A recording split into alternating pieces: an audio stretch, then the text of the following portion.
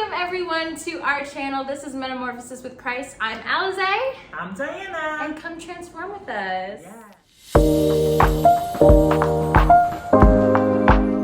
Okay, second episode. Today it's a really important one. It's to get to know us, and we're going to share our testimonies. But before we get into that, how are you today?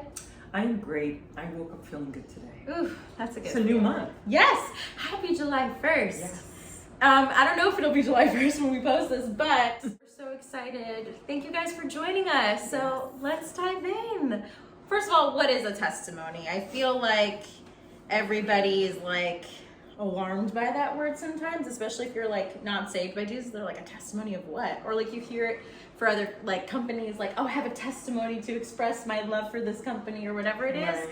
But I think it's a story that brought you close to Jesus. Yes. Yes. So, like, I think it's time for us to share that. Yes. Because with every test, there's a testimony. Yes. Which, if you go to our church, you definitely heard that, which is like such a good way. Yeah. Our pastor says that a lot. Yeah. So, okay, Diana, do you want to start? We start first. Okay. Well, my testimony could be, could be long because, I started my relationship with God as a kid. My father was a pastor of a Pentecostal church. So I knew the Lord early in life. And I could say I followed him in and out. I definitely always had my foot in the door in a church. Even I was growing up, no matter what I was going through in life, I always went to church on the weekends. I never really participated in events in the church, but it was more just like, I need to be there. I need to be there on Sunday. It's like something that I grew up going to. So I would go to church on Sundays, and I was with my church, our church, Grace Church in North Brunswick. I was there for, I would say, 2 years. Like, my sister and my daughter and I would go, and we would sit in the back row, and as soon as they did the altar call, we're like, oh, we're safe, gotta go. And I never participated in the church. Like, I thought everybody was so nice and happy, and I just, it just seemed like that was just a Sunday thing. And then I had this amazing, fabulous life that I thought I was living. So, yes, it's always like that, right? It's always like that. So, one day, and I wish I could remember the exact date that the pastor, I don't even think that the pastor preached a sermon that made me move. I think it was like what I was feeling that day. That day, like, if you want to think about like a backpack, like I felt like I was wearing a backpack with bricks. Like that day I felt like so heavy, and that day just listening to the sermon, I just couldn't stop crying. And I was like, so when he did the altar call, which is usually at the end of a sermon, the pastor says, does anyone want to come up here and give their life to God or just need prayer? And I just went there, and I remember just crying, like that boo-hoo cry with the snot, and you're like, it's like a belly cry. It's like, so that's how laughing. Yeah. That's like, it's like a deep down belly cry. And I remember just like saying, I can't do this, God. I can't do this. Like, there's so much in life as a parent, as a woman, that you try to do, and this life could be really, really like hard. And I was just like, I can't do it anymore. I need help. I always thought that I could like figure things out. Of course. Yeah, always figure things out. And it wasn't working for me. And I was tired. So I just surrendered everything to him, and I just cried out to him and said, I just need your help. And I remember leaving like, okay, what does that mean? And then the next day, God put it in my heart to just get up and pray. And it was almost like I was dating him. Like, I was dating God. Like, I was starting this relationship with him. And I was like, okay, so I'm just not going to just, like, she's not a genie. I'm not just not going to be like, oh, so I surrender. And then, So I was like, okay, let me, build a relationship with him. And it's just such a beautiful journey. Things got worse. Oh my goodness. So worse. It got so bad. Yeah. In 6 months, things got worse. I thought I was gonna have anxiety, panic attacks, but it was him trying to show me. It was in the waiting. It was like, I need you to, I need to stretch you so that you learn had economy, and we didn't know where we were going to move. We were living with my sister. We were looking for places and we couldn't afford it, and we were just like, I was in a standstill. I would talk to my dad, you know, retired minister, and he's like, you just got to keep praying, keep spending time, and he's going to give you peace, and he's going to put you in the right situation. And then out of nowhere, we had this financial blessing, we were just blessed financially, and we were able to move into the apartment. And when we moved into that apartment, it was like so obvious that God wanted us there, because there were so many things that apartment, like, we needed, and I didn't know I needed it until I moved there. And it was just so amazing. But ever since that, it's just been such a journey.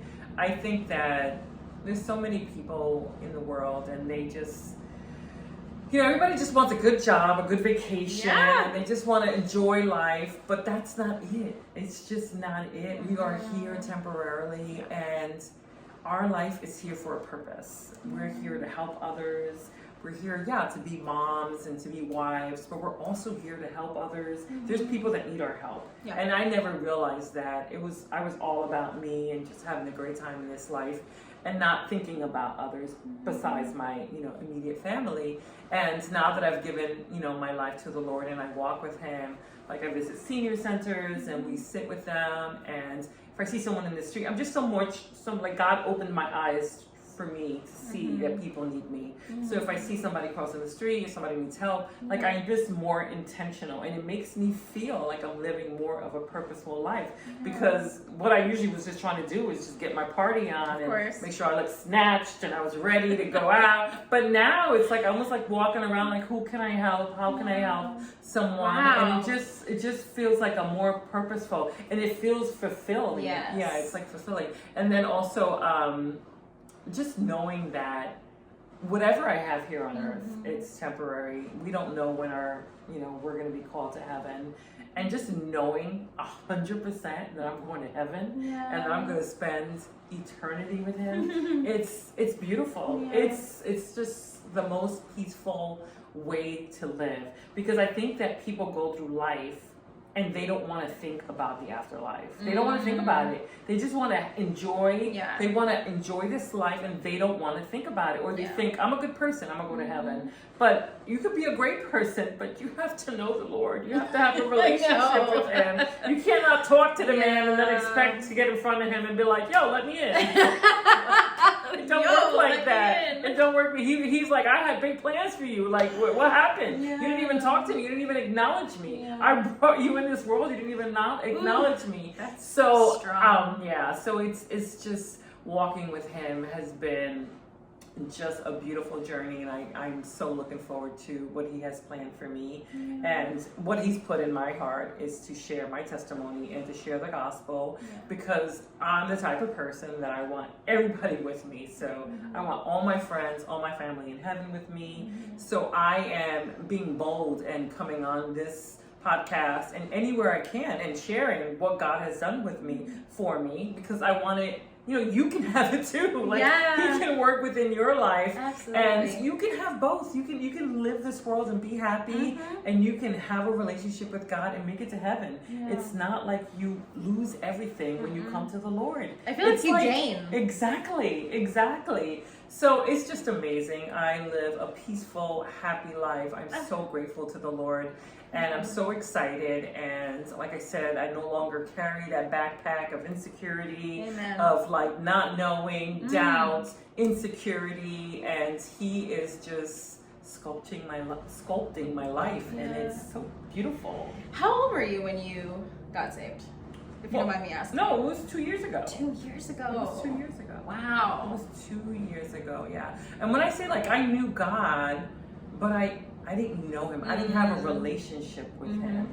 He wasn't my Lord. He wasn't my God. He wasn't like the first person I talked to in the morning. He wasn't like, and that's what really makes Him everything to you. it's like starting the morning with him and having a conversation with him. So yeah, it was about 2 years ago, but and then quickly I just started changing. It's almost like God showed me, no, Diana, like I got big plans for you. I got big plans for you. And I'm like, oh, okay. So I mean, I don't do anything. I don't start anything unless I talk to God, you know, like I pray over things, and I'm like, if I feel that's where he's leading me, that's where I'm going. But I mean, he's leading my path. Incredible. Wow. That is so inspiring. Because it is such a radical change. So, it is. So kind of like going off of what you were saying of like, oh, I knew God, but I didn't know God. Like that is my story. So my testimony is I grew up having my parents tell me that you can talk to God anytime. He's here for you. Your angels, my relatives who had passed are up there with him. Like you can talk to them. And so I knew that I could pray, but it was only in times where I was sad. Only times where I felt like I just needed to let go of whatever I was going through. Very lukewarm relationship my whole entire life. Like I will have spurts of like all of a sudden doing Bible study with my parents every day during the pandemic to not doing it at all. Or praying like every day for a week and then stopping. No consistency at all. I didn't own a Bible. I had like the Bible app, right? The Holy Bible app on, you know, on the App Store, and I kind of just like had it. And I knew he was there, and I kind of just found what he gives us in other people. I feel like we all kind of go through that weird point of trying just to find happiness and find it somewhere else. And I grew up very like quote unquote spiritual, and not like the spiritual that I am now, because like the other spiritual we run away from because that's something else. That's like not God. And that's not Jesus. So I felt like I was trying to find good things, but they weren't necessarily always good. Like I know for me, I really heavily believed in astrology, heavily believed in angel numbers, because they seem so innocent. And then as coming to the Lord, you find out that it's like absolutely not at all. So if you're kind of in that weird moment too, where you're like trying to figure out what to believe, I feel like you have to do your own research. That's like your own journey. Is that what you did? Yeah. Okay. So it's actually 3 months today that I've been saved. Which is so exciting. Wow. So baby Christian out here for real in comparison to 2 years. Like super radical change as well. I think I mentioned this in our first episode, like The Chosen really changed my life. Yes. Like that show changed my life. Like and it was kind of basically, I came to my parents' house during Easter, which I never do. My mom had it on the TV, and I was like, what's that? She was like, oh, it's The Chosen. It's about Jesus. And I was like, I have heard of that. Because I'm seeing like all these Christian influencers kind of come to light, and I'm like, why are they so happy? I'm like, what is it about it that's like it's, you know, the enemy talking of like, they look crazy, insane. But then there was something, a part of me that was like, let me be open. Right. And I watched like the first season in one go. Wow. And I bought the Bible. Like it was an automatic, I'm buying the Bible. And my dad was like, you are? Like he was so excited, of course, because he's always wanted me to get more involved in my faith and like find a church, which I'll get into in a second, and find community in that.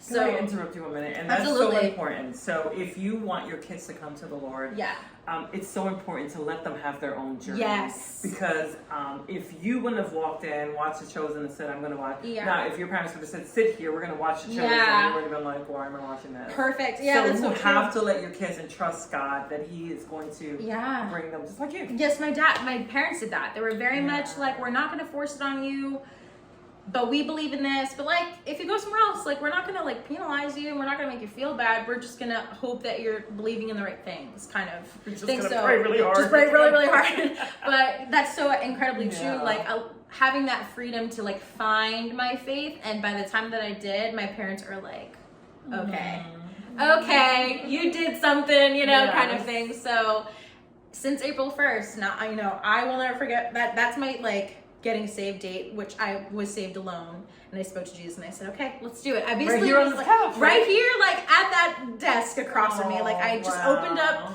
my Bible, my notebook, and I said, okay, I'm ready. And it was just ever since then, consistently reading the Bible, consistently. And then it was kind of like halfway through the first month, I was like not going to church. I wasn't physically going to a church. Right. I was doing like the elevation worship, like, you know, YouTube live in the comfort of my own home, because I was just so nervous to get to dive into that community.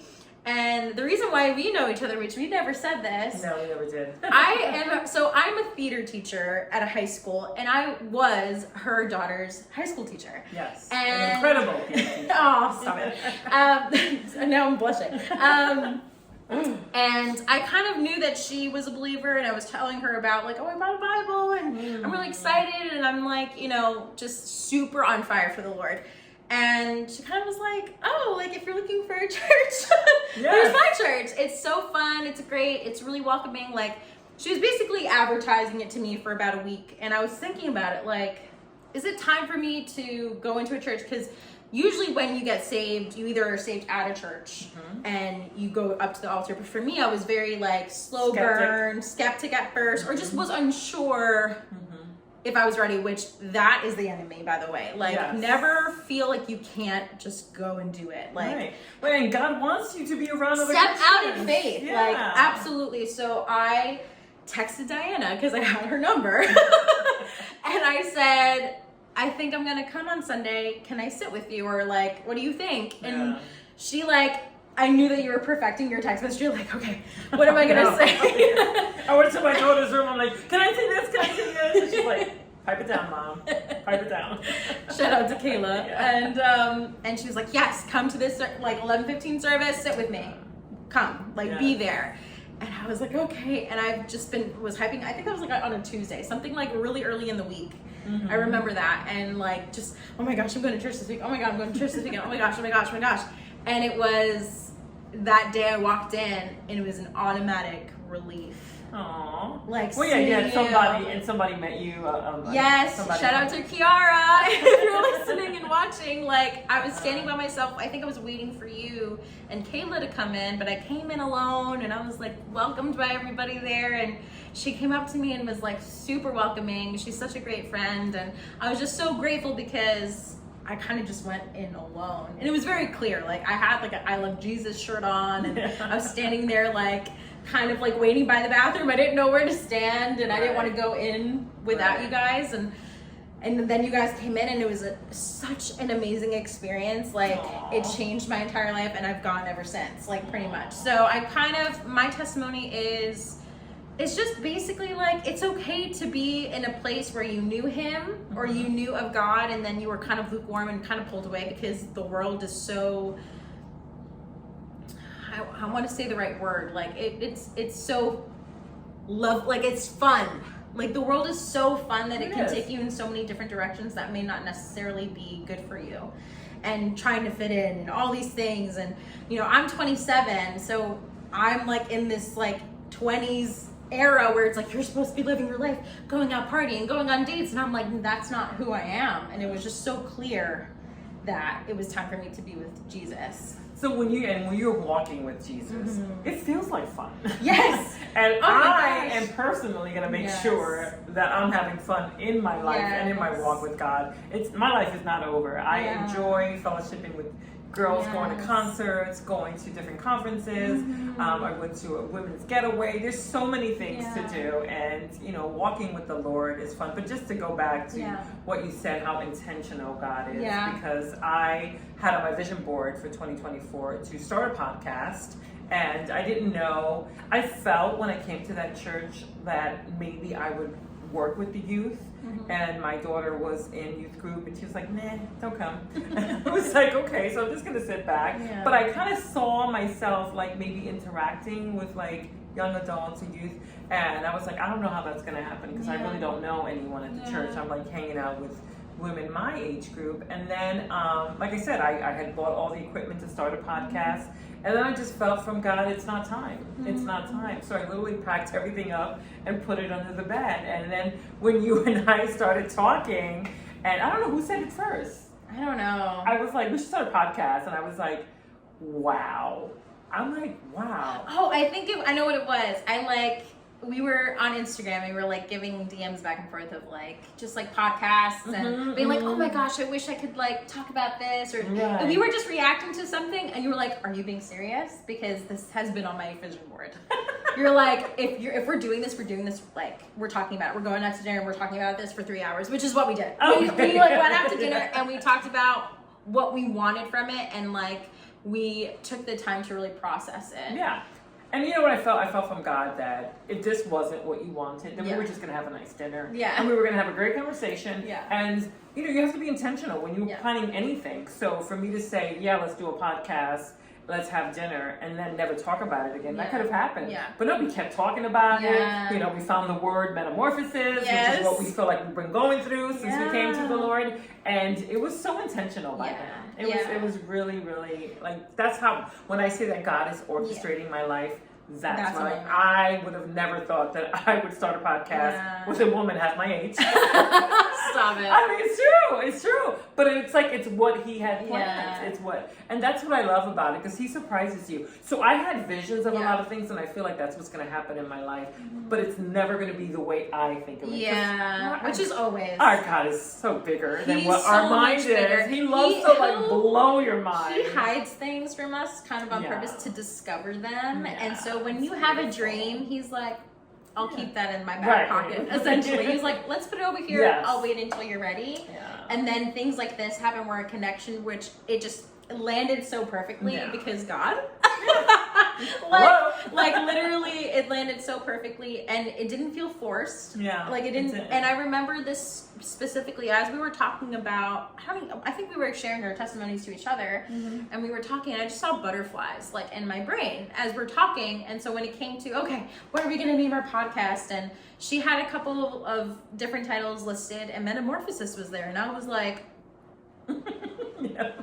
just like that. God is so good. I was like, Diana, I need to tell you something right now. This whole time we've been talking, I've been seeing butterflies, and she's like, what? And it was just such a perfect, like, God is so intentional. And there was a butterfly at our church on Sunday. Yes. Remember the pastor? So to go back, for people who know us in our community, there is a sermon series that our pastor is going through called Minefield, and his first sermon was about metamorphosis. And this was like 2 weeks ago. Yes. And we were like, confirmed. Yes. We hear you. I said, Lord, okay. I said, how many signs do we need? Should I part to see? What can I do? Like, he's like, are you watching? watching? Send a rush of butterflies in our window. He's like, are you listening? Like, you have to start this right now. And it was an automatic the next day, let's do our first episode. And it was just like just press publish and just do it. And it was just such an amazing, thank you guys so much for listening to our first episode, by the way. Yes. We had such a great response from our friends. Yes, thank you so much. Thank you for so much. We got so much feedback, and we're excited to just continue in this journey. Hey everyone, Alizé here. Thank you so much for listening to our part 1 of our testimony video. So I just wanted to give you a heads up. The reason we have it in 2 parts is because this part of our testimony, the video cut out. So our second part is just going to be audio. So I just wanted to let you guys know. So thank you guys so much for watching and listening. And we just cannot wait for you to hear the rest of what we have to say in part 2. Don't forget to comment, like, and of course, subscribe. Don't forget to follow us on Instagram, and we are also on Spotify. Thank you so much for transforming with us, and we cannot wait to see you next week. Bye.